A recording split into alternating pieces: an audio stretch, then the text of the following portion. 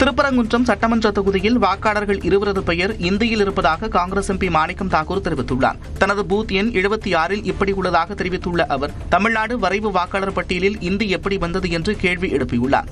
Typing பணி இங்கே நடக்கிறதா அல்லது வெளி மாநிலத்தில் நடக்கிறதா என்று சந்தேகம் எழுந்திருப்பதாகவும் தனது எக்ஸ் பக்கத்தில் அவர் தெரிவித்துள்ளார். திண்டுக்கல் மாவட்டம் கன்னிவாடி அருகே மதுபோதையில் நபர் ஒருவர் தனியார் பேருந்தை வழிமறைத்து நின்று அட்ராசிட்டி செய்ததால் பரபரப்பு ஏற்பட்டது. திண்டுக்கல்லிலிருந்து பண்ணப்பட்டி வரை சென்ற தனியார் பேருந்து மீண்டும் திண்டுக்கலுக்கு சென்றது. செம்பட்டி சாலையில் சென்றபோது மதுபோதையில் இருந்த நபர் ஒருவர் பேருந்தை வழிமறைத்து அரை மணி நேரத்திற்கும் மேலாக ரகளில் ஈடுபட்டார். இதனையடுத்து அக்கம் பக்கத்தினர் அவரை வலுக்கட்டாயமாக இழுத்து அப்புறப்படுத்தினர்.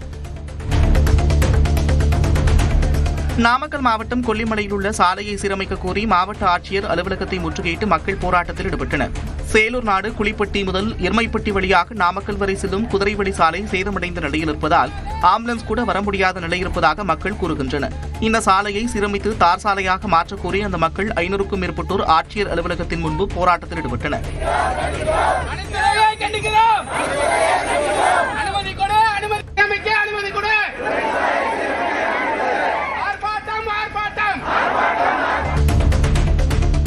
ஈரோடு மாவட்டம் கோபிச்செட்டிப்பாளையம் அருகே அரசு புறம்போக்கு நிலத்தில் இருந்த சந்தனமரம் வெட்டி கடத்தப்பட்டது குறித்து காவல்துறையினர் விசாரணை நடத்தி வருகின்றனர். பச்சமலை முருகன் கோவில் கிரிவலப்பாதையில் அரசுக்கு சொந்தமான இடத்தில் 10 ஆண்டுகள் பழமையான சந்தனமரம் இருந்தது. இந்த மரம் அடியோடு வெட்டி கடத்தப்பட்டுள்ளதை கண்ட பொதுமக்கள் காவல்துறையினருக்கு தகவல் அளித்துள்ளனர். இதனையடுத்து அங்கு வந்த காவல்துறையினர் தடயங்களை கைப்பற்றி விசாரணை நடத்துகின்றனர். பொங்கல் பண்டிகை நாட்களில் பட்டய கணக்காளர் தேர்வுகளை நடத்தக்கூடாது என்று அதிமுக மாநிலங்களவை உறுப்பினர் இன்பதுரை கோரிக்கை வைத்துள்ளார். இந்திய பட்டய கணக்காளர் கழகத் தலைவர் சரண்ஜோத் சிங் நந்தாவுக்கு கடிதம் மூலம் இந்த கோரிக்கையை அவர் முன்வைத்துள்ளார். தமிழ்நாட்டு மக்களின் கலாச்சார திருவிழாவான பொங்கல் பண்டிகையின் போது நடத்தாமல் வேறு தேதிக்கு தேர்வு அட்டவணையை மாற்ற வேண்டும் என்றும் அவர் கோரிக்கை விடுத்துள்ளார். அதிமுக அவைத் தலைவர் தமிழ்மகன் உசேன் உடல்நிலையில் முன்னேற்றம் ஏற்பட்டுள்ளதாக மருத்துவமனை நிர்வாகம் தெரிவித்துள்ளது.